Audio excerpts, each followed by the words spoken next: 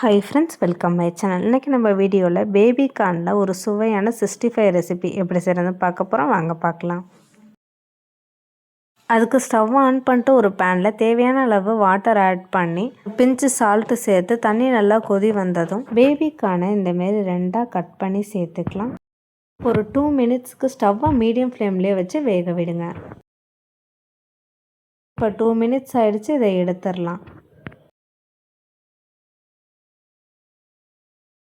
இப்போ ஒரு மிக்சிங் பவுலில் 1 teaspoon gram flour, 1 teaspoon rice flour, 1/2 teaspoon corn flour, 1/2 teaspoon ginger garlic paste, 1 teaspoon chilli powder, 1/2 teaspoon curd, தேவையான அளவு lemon juice சேர்த்து ஒரு பிஞ்ச் கரம் மசாலா, தேவையான அளவு சால்ட்டு சேர்த்து கலருக்காக கொஞ்சமாக ஃபுட் கலர் சேர்த்துருக்கேன். உங்களுக்கு வேணும்னா சேர்த்துக்கோங்க, இல்லைன்னா ஸ்கிப் பண்ணிக்கலாம். இப்போ நல்லா மிக்ஸ் பண்ணி விட்டு கொஞ்சம் கொஞ்சமாக தண்ணி சேர்த்து நல்லா மிக்ஸ் பண்ணி விடலாம்.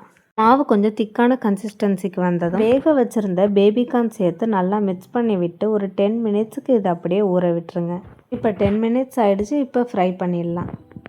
ஸ்டவ் ஆன் பண்ணிட்டு கடாயில் தேவையான அளவு ஆயில் விட்டு ஆயில் ஹீட் ஆனதும் பேபிகார்னை ஒன்றா சேர்த்து ஸ்டவ்வை மீடியம் ஃப்ளேம்லேயே வச்சு நல்லா 2 சைடும் வேக வச்சு எடுத்திங்கன்னா சுவையான பேபிகார்ன் 65 ரெடி ஆகிடும். பேபிகார்ன் 65 ரெடி ஆகிடுச்சு. இதை எடுத்துகிட்டு இதே மாதிரி மீதி உள்ள பேபிகார்னை இதேமாரி ஃப்ரை பண்ணி எடுத்துடலாம்.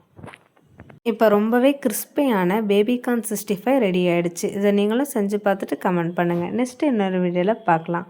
தேங்க்ஸ் ஃபார் வாட்சிங். தேங்க்யூ.